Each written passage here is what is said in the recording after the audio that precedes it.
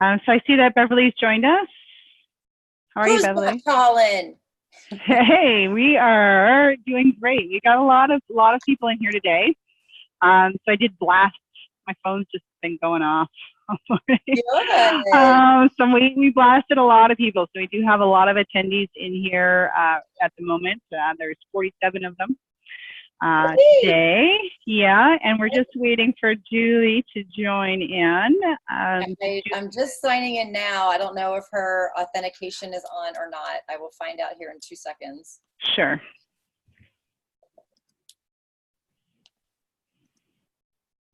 And I am going to start a watch party for us. Yep, she has authentication, so I can't get in. Okay, so let me just go into her account here and turn that off. So I need the chat to start. What's everybody want to know? What do they want to hear today? What's their takeaway today?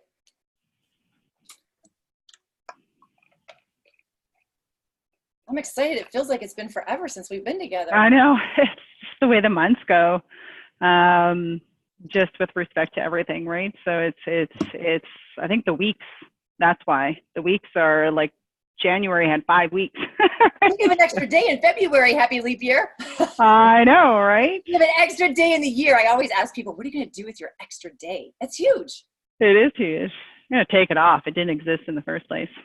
So while we're waiting to get into the site, it looks like, Kiana, when people say they're not thinking of moving until the summer, but the goal is to get an appointment now to make a plan, what do you do? Great question. Kiana, this is a twofold response. First thing is we have to find out why they're waiting till summer. Because the one thing that I have realized over years of doing this, there's nothing that we can do to make somebody move if it's not going to be a natural time frame for them. And sometimes the appointments won't make sense if it's too close or if it's too far into the future. And that's where, when we make that first point of connection, remembering they're only going to do business with us if we're convenient for them. And this is where that nurturing is going to really play in order to create that value so that they are going to want to do business with you. So depending upon what their reasoning is for waiting for summer, we might be able to get them off of the hook. If their urgency is, if we could get them sooner, it's finding out what has to happen to make that move. And in order to do that, what I would love to do is sit down and just have a conversation with you, because the more I know about your situation, the better I can be prepared through the time, because from now until summer, a lot can happen with the market. If the market were to change your trend, would it change your decision on moving forward with something, or do you have to move? And that is the most important piece, is what we have to find out about these people is, what is their story, and are they lying? And the more questions you ask, the more layers that you're unveiling, and the more truth you have to the story to be able to get to that appointment. So I hope that helps. How to engage those who we have not yet contacted. Phone fear. Wow. Okay, Chris, phone fear is 100% what we're telling ourselves. Because most people feel, we don't like telemarketers, so we feel like we're a telemarketer. So we have to flip that script in our minds and say, they were online looking for something. All my job is to find out what they were looking for and give them information and help them. We have to take our sales hat off and not act like we're salespeople calling for an appointment.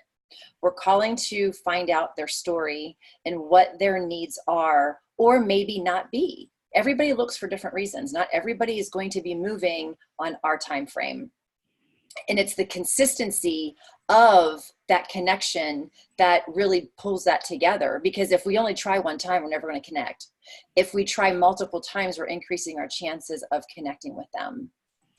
I need a great call to action to get my buyer prospects off the fence. I'm going to go back to what I was originally saying in the beginning. It depends on what fence they're sitting on. And I'm going to ask everyone that's listening to us today, think back to when you moved last. Is there anything that anybody could have said or done to have made you move any quicker? Again, it all comes down to their story. So a fence sitter, if they're like, well, if the right home comes along, that's a valid fence sitter. What is that right home? What does it look like? Get them to tell you their story. Ask great questions. So in regards to a fence sitter, if they're waiting for that right house to come along, they may not have a clear plan of what that house looks like or what their mortgage looks like. So just come right on and ask them, what house would make you say yes? Just kind of like yes to the dress, yes to the house. What would make you make the move? What does that look like for you? It always lies down to a fear that people don't want to make that commitment forward because it's going into the unknown. Once we help them to understand that their life will be better, depending if they're renting, what does a mortgage payment look like? Are you having maybe palpitations on that buyer's remorse of I'm afraid to increase my mortgage payment or my rent payment? So it's asking those questions in the regards to finding out what is exactly going on and what their fears are. How do we introduce ourselves so they won't panic? Sally, you must not have seen me before. Great question. This was the objection that I was always creating for myself. We have to remember these leads don't care who we are. They don't care about our website. They don't care about our company or how great we are or how many accomplishments we have achieved in this industry. All they know is they were online looking for something and now they're annoyed. So you're absolutely right. We don't want them to panic because they've already seen a number come up on their phone that they don't know. We have seconds to make an impression. Within those seconds, we have to hit exactly why we're calling. Knowing your lead source is the most important thing to realize because that's how we're going to introduce ourselves. Hey, Sally, this is Beverly. I saw that you were online looking at some homes in da-da-da. If it's a Facebook ad, I saw that you were looking at receiving a list of properties for homes in between this price. If it's a home evaluation, hey, Sally, I saw that you were online and you were inquiring about the price of this home on 123 Main Street. Oh, yeah. That way it takes everything off of it. And then you have a better chance of them furthering that conversation. I never ask if they're working with an agent. I just don't go there because even if they are working with an agent, that agent can drop the ball at any time or the buyer could stop looking and they may not use that agent in the future anyway. It's inconsequential to me finding out what problem I need to be solving for them. I usually ask, how long have you been looking? And have you been in any homes? And that will reveal it for you without asking that question. So I'm that tactical person that comes around it, that comes about it in a roundabout way. Because if you ask them that, they're most likely going to say yes. Because I think these buyers online got the memo that said, just tell everybody you're just looking, and they'll let you off the phone, and tell them you have an agent, and they'll certainly let you off the phone. If they say yes, no, we do not consider it as garbage. Think of all the buyers that you've taken out that have ghosted on you. The only reason people ghost is because they feel bad because they've changed their minds and they don't want to tell you that they've changed their minds. So I want to get to the point of, depending on who that agent is, I ask them, so who are you working with? How did you find that agent? Are you 100% confident that they have your absolute best interest at the end of the day? You know for a fact that they're not in it for a paycheck, that they're in it for finding you the absolute perfect home or getting you the absolute perfect price and the most amount of money for your home sale. If they hesitate on that, it's okay. So I'm hoping that, and okay, best dialogue. Wow, Sally, you're full of them. I love it. What is the best dialogue to lead them to an appointment? I'll finish her question and then I'll make sure where we need to be. Okay, Crystal? Yeah, absolutely. The best dialogue to lead them to an appointment. I was the master at spending 45 minutes on the phone, giving them all the reasons why, what was going on with the market, why they needed to use me. Well, when I retracted back on that, it really comes down to, it's great. I can sit here and talk to you all day long. However, me getting to know you and you getting to know me, you're getting ready to embark on a huge investment into your future. This has to be a relationship, and you want to be working with somebody that you trust. I want to be working with somebody that I know I can meet expectations. Because at the end of the day, that's the only thing that makes a transaction happen, is the buyer finds something in the market that meets their expectations, and you meet those buyers' expectations. But we have to find out what those expectations are. So in the course of our phone conversation, when they start asking questions about, well, what about this house over on 123 Main Street? What's our natural inclination to do? Let me pull it up. Oh yeah, okay, it's been on the market for so many days, and yep, it's got 4 bedrooms. Yep, the basement's finished. No, it has a fireplace. None of that matters. What matters is, what is it about that home that makes you want to see it? And they'll tell you.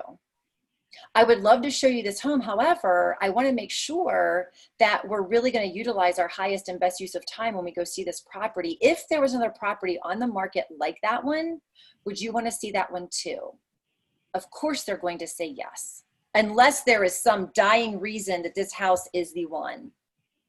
That's how you reel them into an appointment. The one thing that I don't want to do is have you settle on one home or have you settle on the one thing. I really want to make sure that when we meet that we understand each other's expectations, so I can be best prepared to do the best job for you. So when's a great time for us to get together to make sure we're not going to miss anything on the market? That is the best dialogue to get them to an appointment, is when they start asking questions about this, that, well, that's why we need to meet. We can sit down and talk about all of that. And always make sure that all the decision makers are going to be present at that appointment. Because if you just meet with a wife or you just meet with a husband, chances are you're not going to close them, because one is not on the same page as the other if they can't come together. That is one thing that I learned the hard way. Okay, we have a lot more stuff going on here, Chris, but where are we, Mike? We have a lot of people. So Julie sent me a message, I guess, an hour ago saying that she had to cancel. I am waiting to see if she gets back to me, if we're okay to still call her leads. Okay. Because I'm like, well, we can't really cancel the day of. We've got a lot of, and an hour prior to, right? Like, exactly. We can't do that. And I did have her, I did actually have a call with her yesterday. So she was all ripper and ready to go yesterday. So I'm not sure what happened. Life happened, work happened, who knows? All right. What may have happened. Keep rolling, and guys, just keep bringing on the questions. I'll just keep there is some in the Q&A, so let's just see if there's anything in there. Scripts that we use, we kind of discussed all that with respect to, the dialogue, essentially. How about the Q word questions? Yeah. What is the plan of action for those leads that don't have phone numbers? Get the phone number. No, on a serious note, those are the ones that we all love, because we don't have to call them, because we don't want to call the leads anyway. So love your bad phone numbers. Yes. I'll start this off with, your bad phone numbers are the best leads that you could be working, because they are bad phone numbers in all of your competition's dashboard, and everyone trashes them. So love them, communicate with them, ask them questions. And a lot of times bad phone numbers aren't on purpose, they're because it's a typo. The very first message that should go out once you have the awareness of a bad phone number is an email that says, hey, I tried reaching you about your home search in Toronto. The best number I have for you is however, it doesn't seem to be working. Is there a better number to reach you at? Not everybody's going to respond. So don't say nobody responds, because you are going to get responses. People will email back and say, oh gosh, that 6 should be a 7. You will get good phone numbers back on that. And with Agent Locator, make sure you mark it as a bad phone number, because when they log back in, it requires them to put in a proper phone number. Well, they can still put another wrong phone number, but it does require them to update their phone number, because it's not a legit number.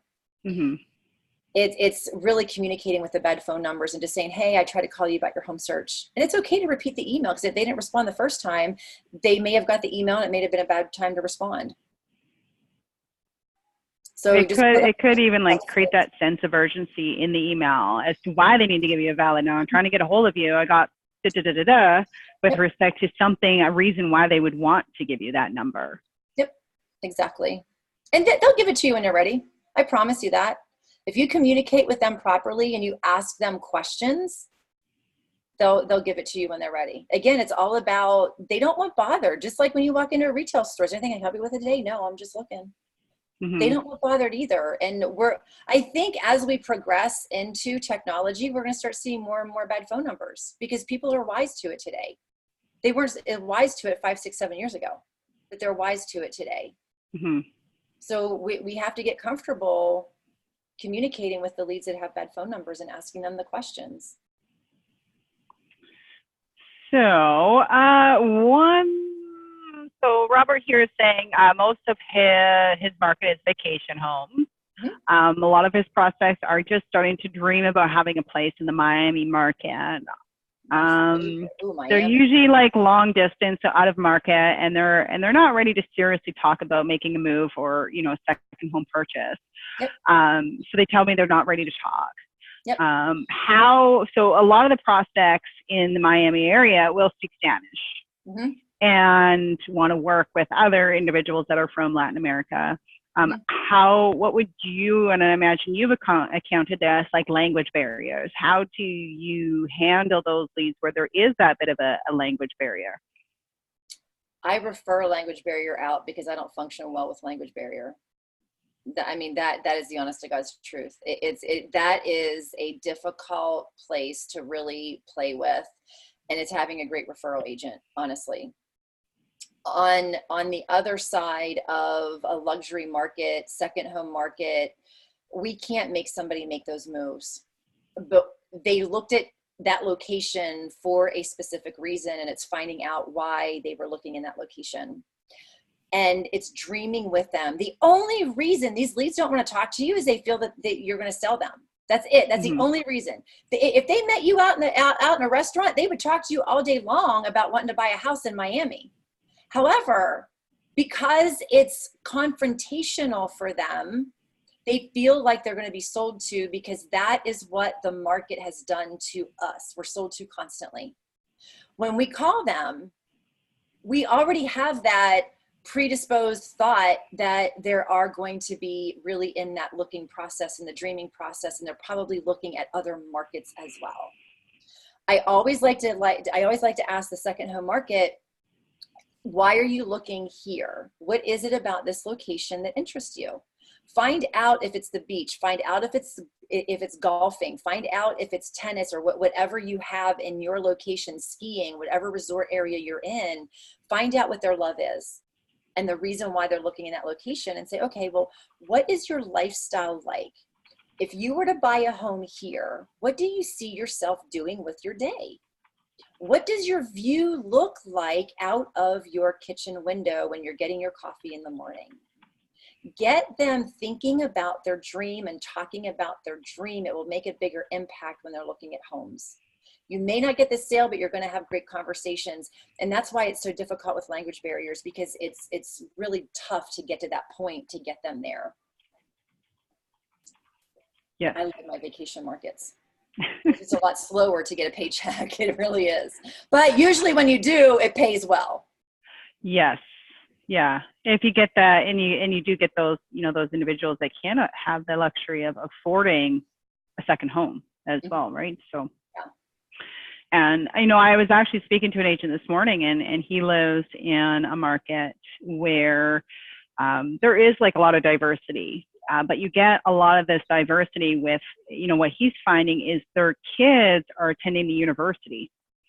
So he's got people from like China, from Hong Kong, from like all overseas, and he's actually loving it, because these are actually buyers that are looking to buy condos or whatnot for their students or their kids that are in the university there. So he's actually, you know, it takes a little bit longer, but he knows exactly how to, you know, nurture that individual and guide them through the process of buying a property in Canada. And so he's actually yielding great results from it. So, well, and he's not in a hurry. He understands it's a process. And as soon as we get in a hurry, they feel it on the other end. We have to be able to embrace and enjoy the conversations and know, and I always go back to, everybody has a story. What is theirs? Yeah, Exactly. Let me just see. When you get that first appointment, what should that look like? The first appointment, it depends on how the conversation went. The conversation Yeah. should not have a ton of information in. You should get enough information on that first conversation that we have an idea of what their urgency is, we have an idea of what their time frame is, and we have a general idea of their situation. In my opinion, that is the appointment is the buyer presentation. That's where you show your value, you get their attention, and you set yourself apart from your competition. That they make the decision to say, yes, you are the best agent for me to use because you're going to save me the most amount of money in the quickest amount of time. And you know, that buyer presentation, it's a lot of questions defining what exactly is the most important thing to you in regards to price or location, because that's the number one mistake that a lot of agents make is we don't know what their priorities are, and we may be showing them the wrong price in the right location, or vice versa, the wrong location and the right price. And the only reason that may happen is they may be looking for a price in a location that can't happen. But instead of sitting down and having the real conversation with them, we just go and show them property, and we hope that they're going to self-realize that they have to come up in price. Well, cut to the chase out of the gate and find out what is the absolute most important thing for them. Is it price or is it location? Because sometimes they can't have both. And once we determine those things that could be sticky points, I'm sure there's somebody on this webinar today that has had a buyer that they've had out, and they get a little miffed because they're like, you're showing me homes that aren't even in my price range. Well, if you have the realization of that conversation previous to going out, something's got to give. They appreciate so much more your honesty than they do the wasting of time. And usually that's when we find where leads will switch agents. It's not the agent's fault. It's just the agent wasn't honest with the lead. And then the lead gets confused. So that very first appointment is unveiling a lot of those factors. What's important for the wife? What is important for the husband? Because when you have two people that are trying to make a decision, the wife may be like, I want to be in town. The husband's like, I want an acre. Are we on the same page? You don't want to get to the house and then the wife go, no, I'm not doing this. It can't be on a dirt road, or it can't be this, or it can't be that. Define all those objectives before you go out on the hunt. That's what the appointment should look like. And then narrow down the houses. If they say, I want to see this one, and you're like, what? Wait, you told me that it had to have a basement. This home is not only a little bit above their price range, but doesn't have a basement. Why do you want to see it? Well, because, realistically, would you put a contract on it without having a basement? Are you compromising here? Why do you really want to see that home? Start eliminating homes off their plate and keeping them to what they really want. I find too, like if, recently for myself in the past year, I'd purchased a vehicle, and the dealerships are actually doing that. So if any of y'all have purchased a vehicle, not all dealerships will do it, but a lot of them will, is they won't even take you out on the lot to look at cars until they do a pre-approval on you, because they want to know exactly what you can afford. So you're not looking at the fancy car that's way out of your price range. They'll kind of see what your limit is first. And then of course they ask those preliminary questions as to, okay, what does your vehicle need to have, so they can match that price point with what you're looking for to show you the cars, the vehicles that fall within that category. So they're not wasting anyone's time through that process. So, in hindsight, it's the same thing in real estate, right? You want to, eliminate, the properties that aren't feasible for that individual or aren't matching what their criteria consist of. And I leave that up to the lead as far as if they are in a place, if I can get them in the office, I don't do any pre-quals over the phone. Because if I can get a face-to-face, that's the most important thing. But I do have my lender on standby saying, hey, I have a buyer appointment at this time. I'm going to need you to be available if you can be available, please. Mm-hmm. Because I will have them call right from the office right then and there. But mm-hmm. when I ask them, what price range are you looking at? I want to know what they're paying currently, just to make sure that it's in alignment. And ask them, do you have any concerns? Or is there anything that you have any concerns about with your credit? And it's really up to you if you want to do it on the phone and have the lender reach out to them, or if you want to bring them in the office. But to me, if you can get them a face-to-face, it's well worth your time to do it whenever you get to the office. It is. And, in Canada, I don't know if you have them in the States yet, but we have stress tests in Canada when it comes to mortgages when you're dealing with one of the banks. And so one of the biggest things that you guys will encounter is somebody that owns a home and just thinks that because they own a home, they're going to be automatically approved, and that they can afford X amount of dollars. So it's, again, educating them on that. I've come across someone where they were moving from one area where the home prices are, quite expensive, and moving to an area where they're a fraction of the price. And because they were moving from a more expensive house to a lesser price house, they thought that financing wasn't going to be of any issue. And they literally almost didn't get it. They were amazed and shocked that they had to go through so many hurdles with the new rules just to be able to get the financing. So again, it's just educating them, and it doesn't hurt them to have that pre-approval, to know what their buying power is, and you're doing, a value service to them to actually then being, able to send them listings that match their price point. Because you're absolutely right. You need to make sure that you're not going to overextend their budget. So again, just like asking about an agent, have you talked to anybody about what a mortgage payment would look like on this price of home in this location? Because depending on location is going to have a factor on taxes.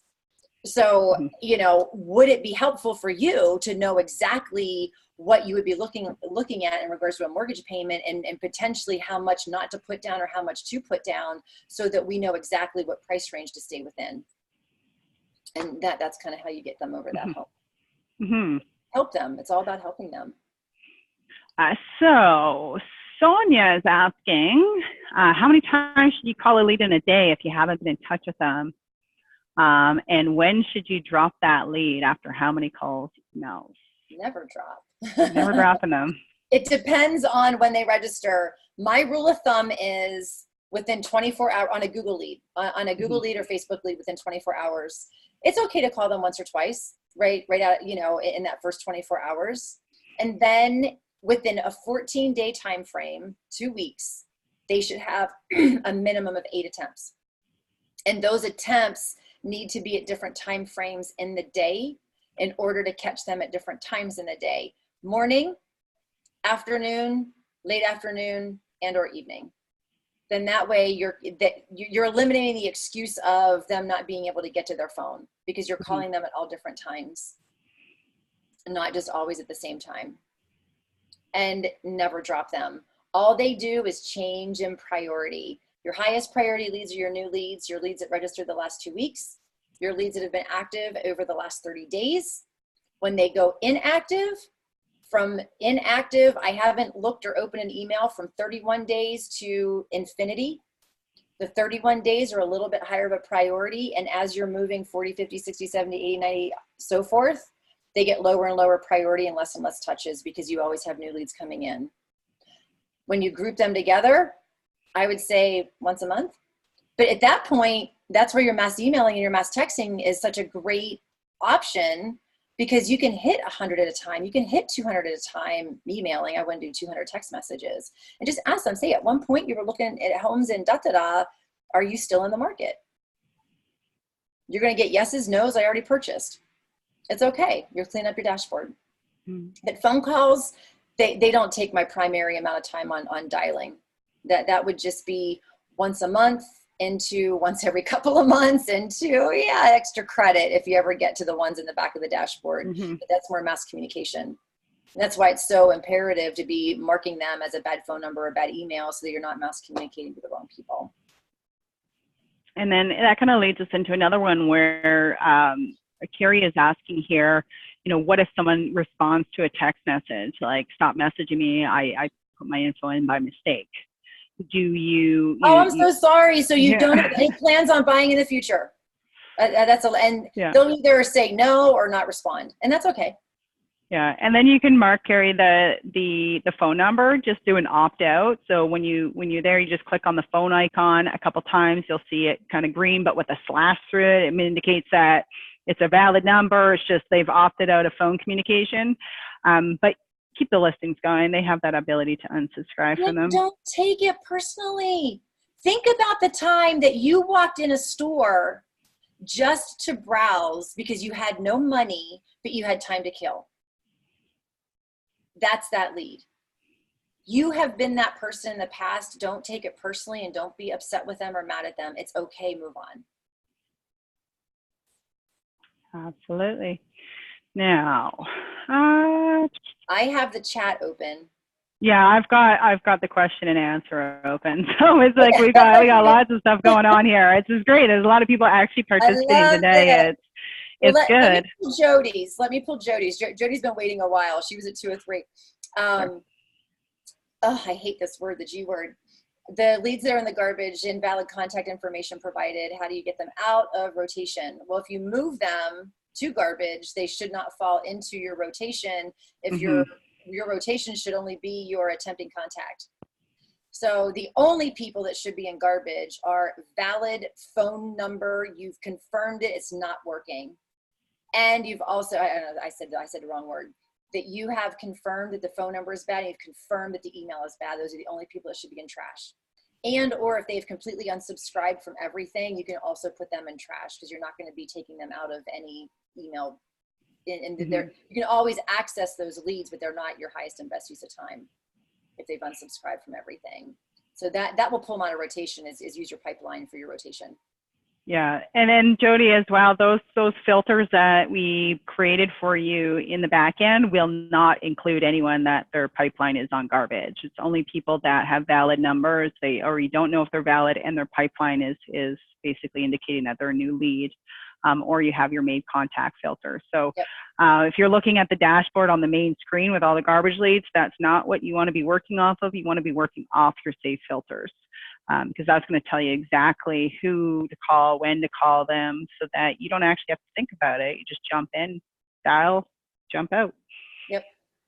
All right. If they shut down the first try, how do you keep connecting until they're ready? That's so situational. My first gut response is I don't like to let them shut down. A lot of times they're like, I'm in a meeting. I can't talk right now. Okay, well, I know you're not going to answer the phone if I call back, so I got to get enough information out of you right now to determine where to put you in my dashboard, right?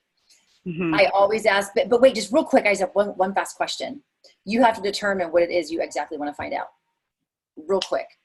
So I always go to, are you planning on making a move? Yes. This year, next year, or way in the future? That's all you want to know, right? Once you have those pieces, that will help you to determine how you want to follow up with them. Because a lot of people will shut you down and they say, oh yeah, I'm planning on making a move in 3 months. But because in their mind, it's so far off, but in our mind, it's like, we need to start looking right now.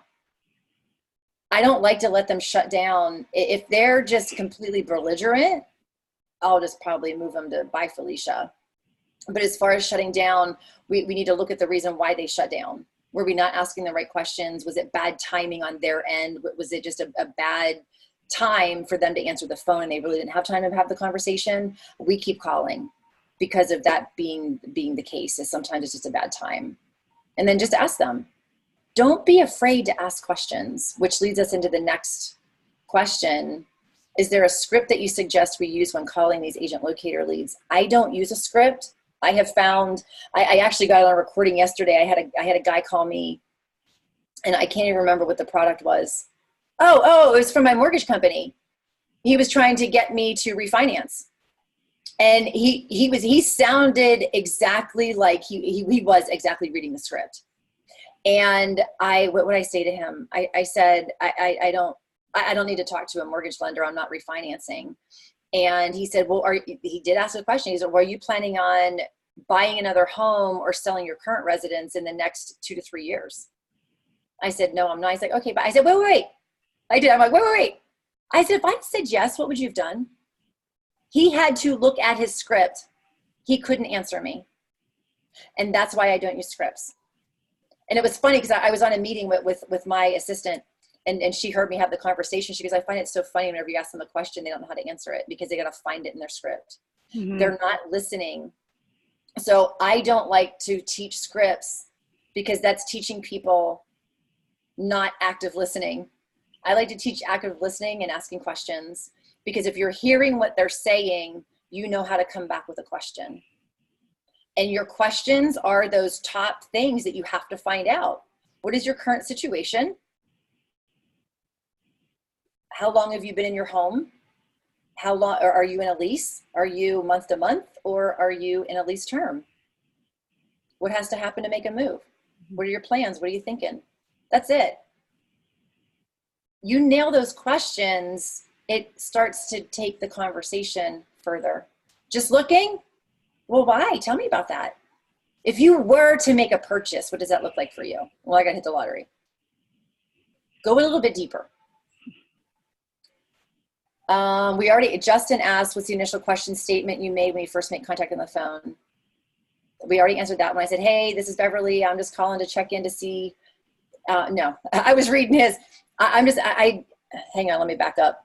I can't read and talk at the same time. Hey, this is Beverly. I just saw that you were online looking at homes and da-da-da. A lead keeps blowing me off, or worse, hangs up. Should I delete them? Nope, keep calling them. Don't take it personal, just keep going. Yeah. It's their bad day, not yours. I don't care if they blow them off. I've got more leads in my dashboard. Mm-hmm. And that kind of goes into another where they're getting angry text responses. Take me off your list. Like, don't message me again. We don't delete them. We just prevent ourselves from being able to message them. Give it some time. You could always follow up with a phone call. They could have been having a bad day, but consider yourself sometimes also you get this, like, for some of them, they feel it's very random. Mm-hmm. They don't put the 2 and 2 together, and they just feel like somehow you've randomly got a hold of their number and are not messaging them. So it's just, bringing those walls down as well. And again, it could be bad. It could be bad days as well. Like we've all had our bad days, and we take it out on whoever we encounter because we don't owe anything to them to be polite to them. And then, they call us the next day and we're in a totally delightful mood. It'd be like talking to a completely different person. So it's never take anything personal. Some people just aren't ready, and they don't want to be communicated with until they're ready, or they've been bombarded because they went registration happy one day and now they're getting like an influx of communication, and they're just like overwhelmed with it, which happens, right? So for sure. My biggest struggle is actually getting them to even pick up the phone. Yep. Welcome to 2020.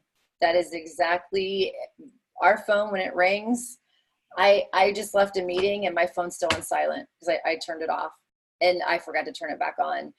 Our phones are such white noise now, and we're so available all the time that yes, people are not answering the phone nearly as much as what they used to. Mm-hmm. Why the multiple forms of communication are so vitally important, and text is becoming much, much, much more popular. So we have to get very comfortable with text etiquette and asking the right questions and not putting as much in, just asking one line questions. And as far as the pattern I had talked about earlier, it's those attempts of different times of day. Just because it's convenient for you to sit down and make the phone calls doesn't mean it's convenient for them to pick up the phone. So you have to catch people. We usually have habits. We get up the same time in the morning. We do the same patterns in the morning to start our workday.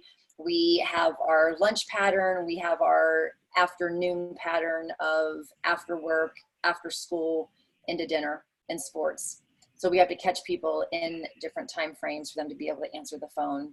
And what I have found is the more consistent you are, the more dials you make, the better chances you have of them picking up the phone, because they keep seeing the same number. They keep seeing the same number and they're curious. And that's why that break in as soon as they answer the phone is so vitally important, because you finally got a live person on the other end of the phone. Don't screw that up. Hey, this is Beverly. Oh my gosh, it's so good to talk to you. I saw that you were online looking. I just had a couple questions about your search. Are you licensed realtors? I am. And I'm not. I was previously, but not anymore. Conflict of interest. So we have responses coming back, and I don't know what she responded to. Jody said she's had luck doing that. Email. Yeah, that was the email to get their phone number as well. We already talked about the language barrier one. Yeah, we talked about the scripts. Cold, this is a new one. David, thank you.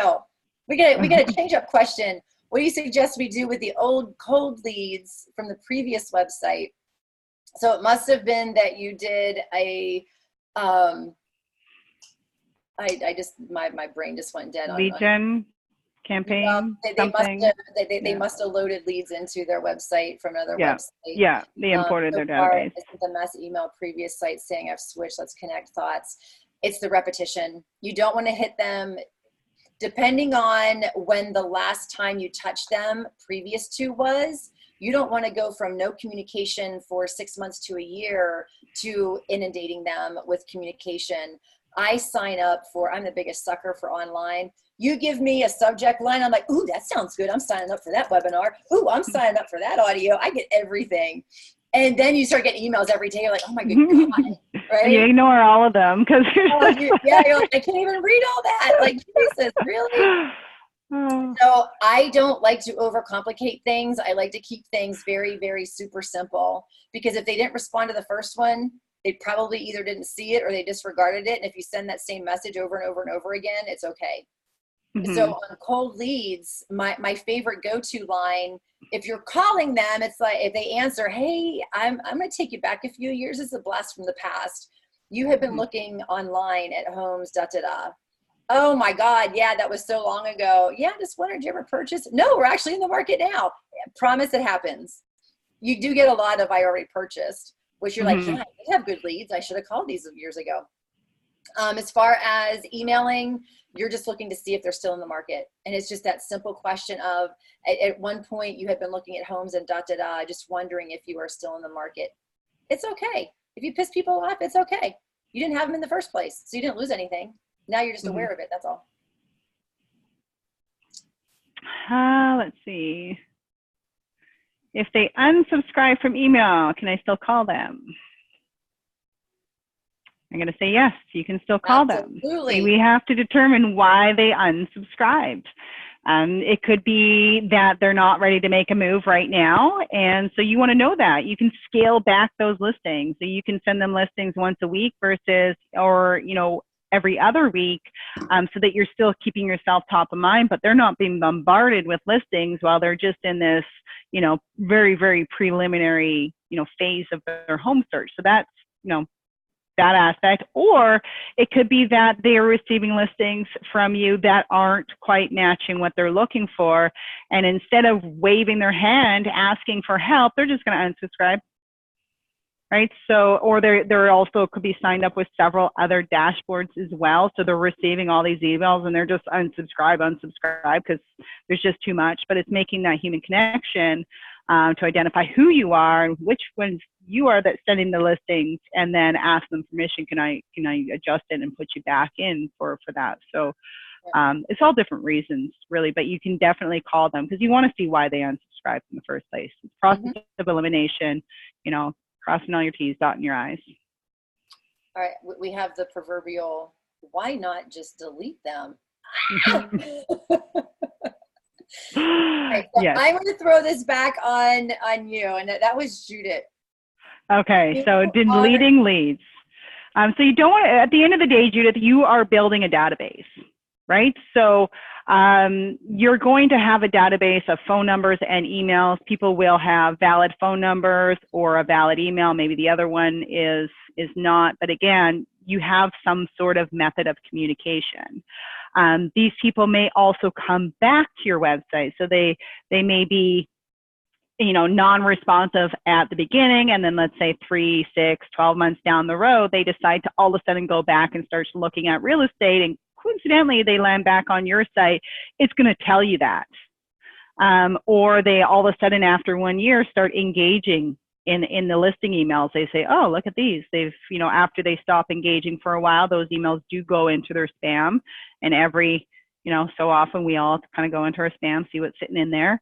And they could all of a sudden become active, and you're going to get that notification that all of a sudden, you know, so-and-so is active because they've been active after 30 days of being, or more, of being not active.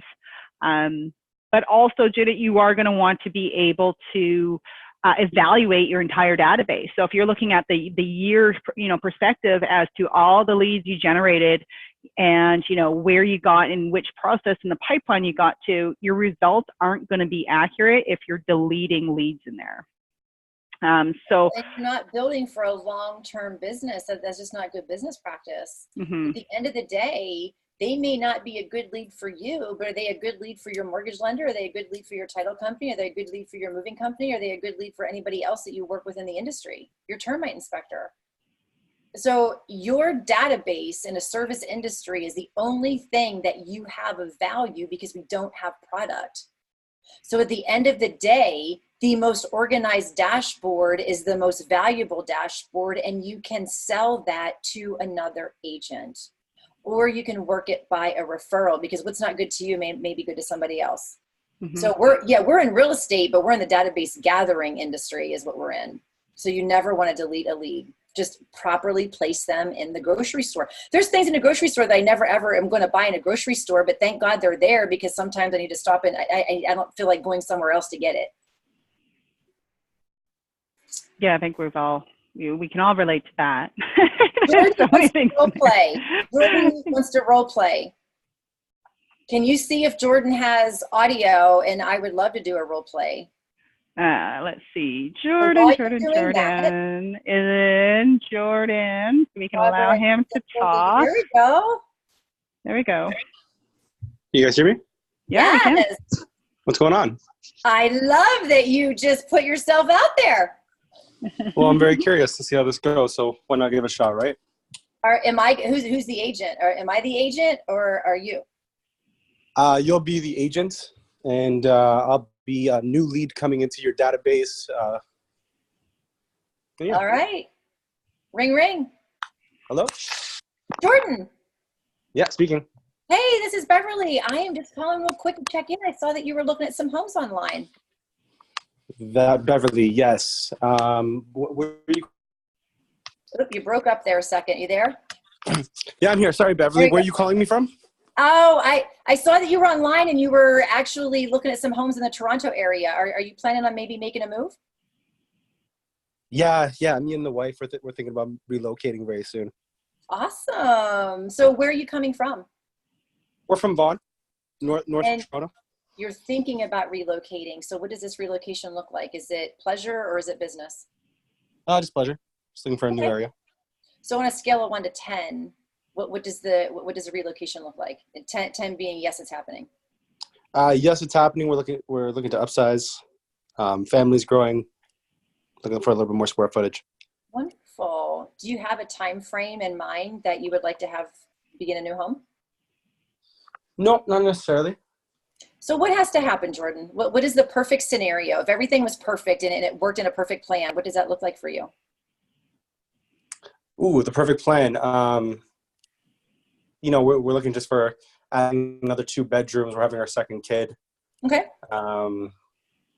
Just above 2,000 square feet, but I want to stay in the same area that I work in, which is the west side of Toronto. Okay. And in regards to your home, do you own it or are you renting? We own. Okay. And how long have you been there? 2 years. Do you have any idea what the price of the homes are in that market right now? Somewhat. I think they vary around 600,000. So question for you in regards to, if you're not on any type of time frame, what's the most important thing for you, Jordan, as far as making that move? Is the move more important to you, or is making money on your home and utilizing the down payment more important to you? Well, like I said, we're upsizing, right? So utilizing the most amount of money for our home to make that move. We're going to try to make it as lateral as possible. Perfect. Okay.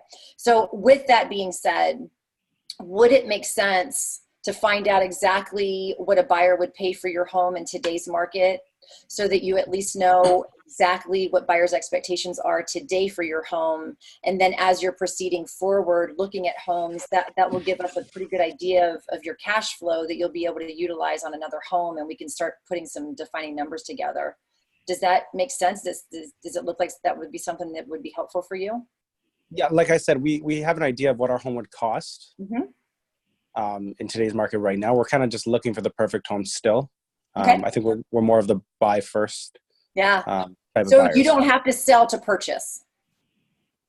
Well, we would still need to sell, but we would want to find the perfect home first. Okay. So Jordan, I'm not telling you that's wrong, because that I totally understand where you're coming from this. The one thing though that I would never want to have happen to you is if you found that perfect home and you weren't prepared, and that was someone else's perfect home too, and they were prepared and they got the house before you. So all I'm asking for, Jordan, is if you found the perfect house today that came online, would you be prepared to write a contract and move forward with financing today? We would. If we found the perfect property, I think we would be. All right, let's talk about that property then. So you do have to sell. I just want to make sure that I'm clear. You do have to sell your home in order to make the purchase though, right? That's correct. So if you were willing to write a contract today, how do you know that you would be able to sell your home for the most amount of money if you wrote a contract today? Because you would have to be contingent on your home sale, correct? That's correct, Beverly. Okay. So Jordan, I don't want to put you in a position that could potentially lose a contract, because if the other contract were to go in on that home and they're not contingent, you're not positioning yourself. I'm not telling you what to do, Jordan. I'm just giving you the truth here, because I've seen people lose their homes or their dreams and then never end up moving. I don't want that to happen to you. All I want to do, it's not about me making you buy something. That's not what it's about. It's about just being prepared. And the more I know about your situation, the better prepared I can be to help you with that transition. So we really do have to find out, yeah, you may know how much you may make on your home, but do you know how many days on market homes are sitting? And do you know exactly what's going on with the absolute market trend right now? Do you know that you would get an offer? We don't. We don't. Okay. So now that we've talked about this, how does that make you feel as far as being prepared moving forward? You put me in a little bit of a pickle here. I guess you're right. We'd have to list the home first. Yeah. And I'm not saying I'm coming out there to put you on the market. This is all getting prepared for you to be able to make an educated decision and think clearly with factual numbers, instead of going, oh my God, that's the house. Now we got to hurry and scurry. And oh my gosh, the kids got sports tonight. I got to put a contract on this house. I got to get mine on the market. Oh my gosh. Let's, if it's an absolute that this is going to happen, let's just start putting that plan in motion and see how it plays out. Then that way it's not going to be, oh, what do I got to do? So when is a good time for us to just sit down and talk about your home and what this whole plan looks like? Well, I guess we would need my wife present as well, right? Absolutely. Yes. Yeah. How about this Thursday? Perfect. All right, Jordan, how do we do? I got to give it to you, Beverly. I give you a lot of objections there that you overcame. I was weaving you, and you went through all the hurdles. Good job. Thank you. What was your takeaway? Yeah. I really liked your composure, and I think you said it just a little bit earlier that your active listening skills. That I was doing that on purpose because I wanted to see how you would react, and you're actually listening to what I'm saying. And I asked the question about a script before for that same reason. If you're on a script, you won't be able to exactly nail those questions and get the answers you want, because I think that's what you're trying to do. You're trying to evoke answers off the questions that you're giving me. Exactly. And so you caught whenever you said, oh yeah, I would be ready to write a contract today. And I'm like, but wait, you said you had to sell first. Exactly. So exactly. Like I said, lots of objections. You guys overcame all of them, and it's always just nice to hear another side coming at you. So that was really good. I really definitely got my answers I was looking for. Good. Well, you were a great person to role play with. Sometimes it just lay down on me, and I'm like, I love those objections. They were amazing. Maybe we'll do it again soon. Sounds good. Thanks for volunteering. I love it. No problem, guys. Thanks so much. Have a great day. Thanks. Okay. You as well. Thanks, Jordan. All right. Was there any comments or remarks on that? Informative. Brilliant. Truth. It's all truth. That's what our job is to get them to really understand and see the importance of being prepared. Oh yeah. They don't know. They just want to see a house. Yeah, I'm ready. They don't know all the factuals that have to go into play. They just think, oh, my house will sell because I have the best house.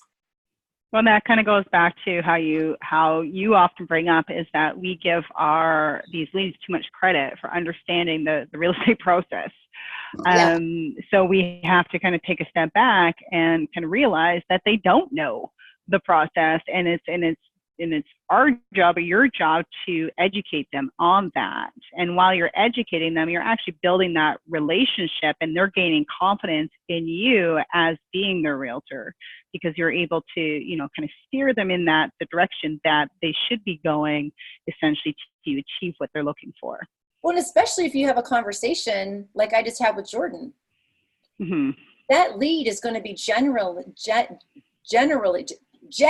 that's the word I was looking for, impressed with the conversation, because I'm not looking to make him buy a house. I'm not looking to put a sign in his yard. I truly want to be able to bring the value for them to make an educated decision. You have less buyer's remorse and you have better clients when you go through the question asking phase and you build that value. Absolutely.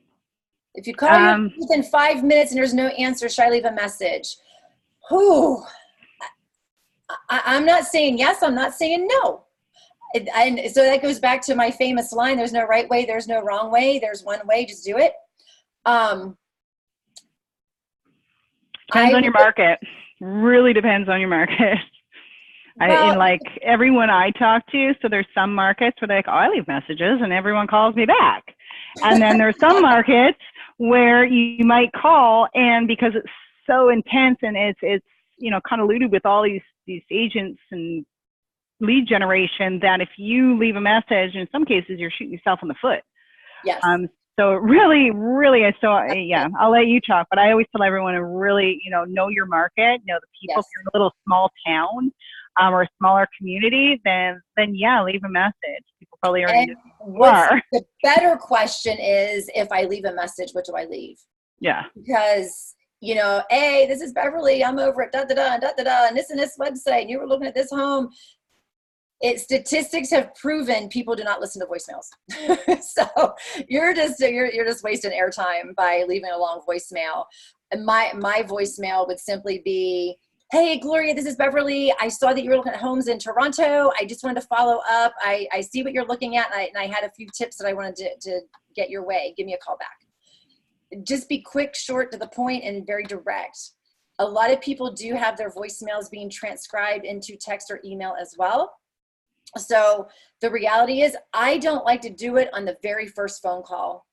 I would do it on about the 4th or the 5th, because in my opinion, you're decreasing your chances of them answering the phone when you expose that you were an agent.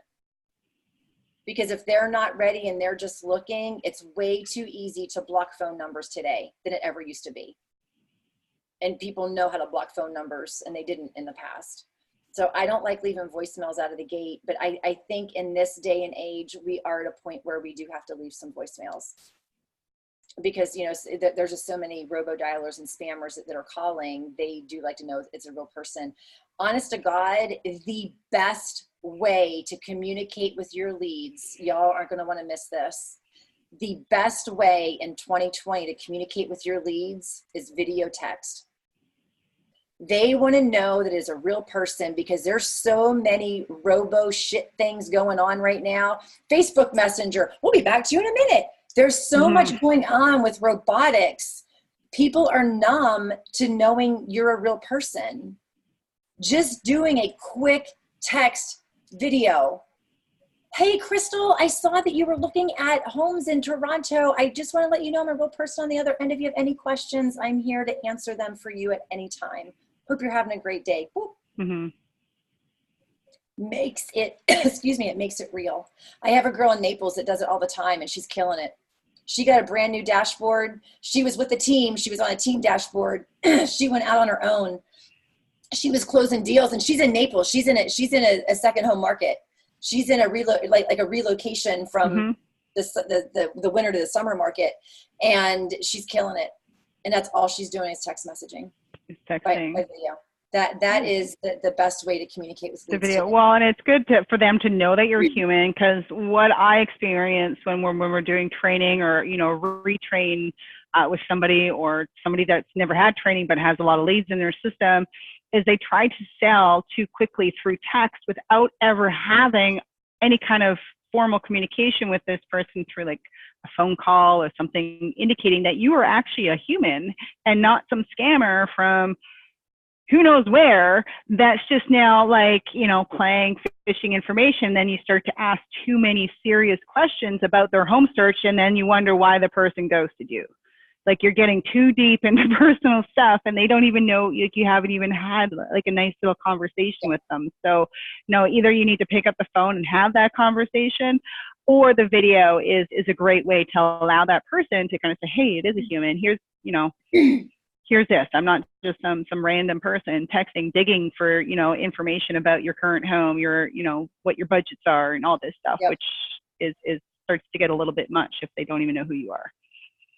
Greg asked how to organize your database for follow-up, and I'm just going to tell everybody right now, go to fixyourcrm.com and you will get the list of all my questions that I ask, and you will also get my PowerPoint presentation for lead organization. So it's fixyourcrm.com. Awesome. You guys do, if you haven't had training either, so anyone that is on our lead generation that is new, you've definitely gone through training, because we make you have that training before we go live with your campaigns. But if you're existing, clients that's running lead gen and your leads you're just kind of winging it in there and need some filters, help with filters, because that's one of the initial things we do when we're setting you guys up is create a couple filters for you to kind of, which tells you exactly who you need to be calling and when from a new lead perspective. And then of course, if you have an existing database in there that you're like, I don't even know what to do with these people, we could also look at that, in addition to you looking at Beverly's website there. Max, do you do video text right away? Whatever feels right to you. It's not intrusive to do it right away. It shows that you're there. I don't like to do things immediately, because then you're showing that you're always available. And that was a big problem for me, is being too available for my leads. I wasn't living my life by design and controlling my own calendar, because I was always at their beck and call. It really depends on where the lead source is coming from. Because if it's a Google or Facebook lead, you have time. It's not like if it's an inquiry, if they're going, I want to see this house, that's a whole different ball game. But if they're just online looking and there's no correspondence, same day is more than adequate. I have one question before we head out here, which is coming from Facebook. So Christopher is asking, when we're reaching out, should we call, text, and email them all at the same time? I don't like to do that, because if they answer the phone and the text goes out, it looks like you're a robot. Yeah.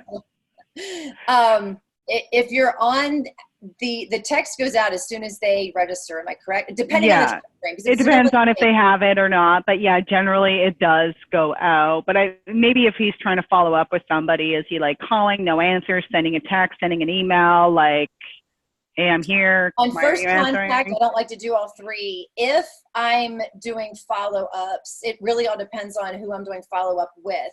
If I'm doing a follow-up with people that I've talked to, I'll leave a voicemail and follow up with a text. If it's just leads that I'm dialing, I don't do it at the same time, because I have my list together that I'm calling this list. So on my 30 days active that registered 14 or more days, I may call them today, and 2 days later, I may text them all that I didn't get a hold of. And then 2 days after that, I may email. So in a 7-day period, I'm only calling them every 7 days, texting them every 7 days, and emailing them. So in a 7-day period, they're getting 3 forms of communication at different times.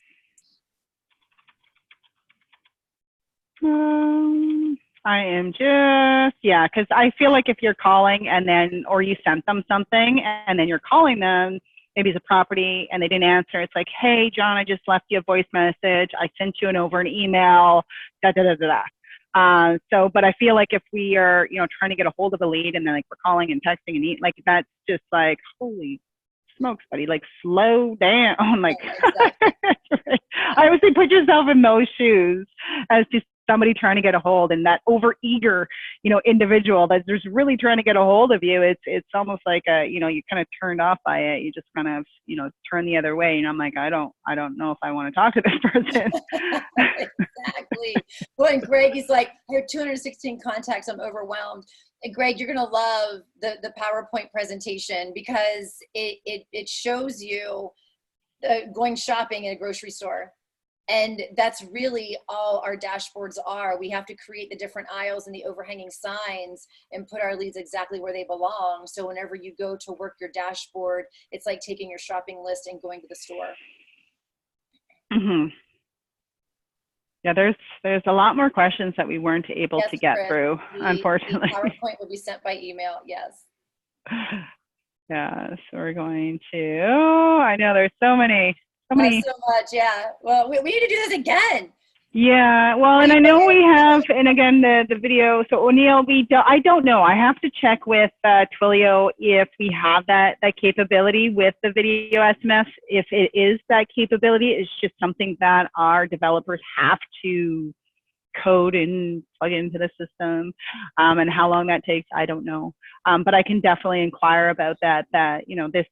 They may already be working on it for all I know. So I will definitely inquire about that to see what we are able to do with respect to that. So I think so. I think that's all we're able to get to today. We do, you guys, so for you guys that aren't aware, we do this every first and third Wednesday of the month. So the original link that you guys signed up that I had sent over, and sorry about that mass text where I didn't put a space after, it kind of messed everyone up a little bit. I actually had my SMS explode. Fun times. Yeah. I sent a message out to 1,100 people, and then it's just like my phone's going ding, ding, ding, ding, ding, ding, ding, ding. Yeah. It was fun. So I mass emailed them all the links, but if you go to that link, you'll see several times for Wednesday, the first Wednesday that you can just pre-register for. It will send you a reminder the day before. And so we do it the first and third Wednesday of the month. So there is a second link, unfortunately, that you would have to register on for next session. But you guys, I put my email in the chat. So if you guys want to arrange any kind of CRM training, if you haven't had it yet, with respect to all of this, or your database organization, or if you want the link for the other webinar, I can send that over to you. So just shoot me an email. Of course, we have it here. We also stream live in our Facebook group page. So Agent Locator clients, if you are not a member, just request to join and I will let you in. Yeah, and just tag me. So if there was questions that posted that we didn't get to them and you still want to ask the question, yeah, most of our questions were in this chat. So okay. Like all of our viewers, we had 5 on Facebook. We have, what do we have in here today? We had, well, we dropped down to 60, but we were at 90. Yeah, we were 95 people in here. So it was a great attendance. You guys participated awesome, which is good to see. We at the end of the day, we want to see you all grow and succeed at this. So absolutely, make it fun. Yeah, so we will see you on the other side. If any of you guys have a database as well, and you need to work on it, again, we always look for people that can participate in the Beverly Live Dial. So I kind of evaluate your system, kind of see what's happening, what's not happening. And it is a list. You can put on a waiting list, essentially. Some might get in sooner than others. Just depends on what the webinar is about and how recently we kind of encountered something similar to that. But yeah, I can put you on the list, and then Beverly, you can call your leads. So typically we're calling leads in addition to these discussions, right? We're usually calling, but our attendee wasn't able to make it today, so we didn't do any dialing. But yeah, so it's a great experience for those who do need that little bit of insight and somebody checking out and calling their leads and showing you that it's just not as scary as we make it out to be. Nope. Yeah. Have a great rest of the day. I'll see you in 2 weeks. All right. See you guys. Bye. Bye.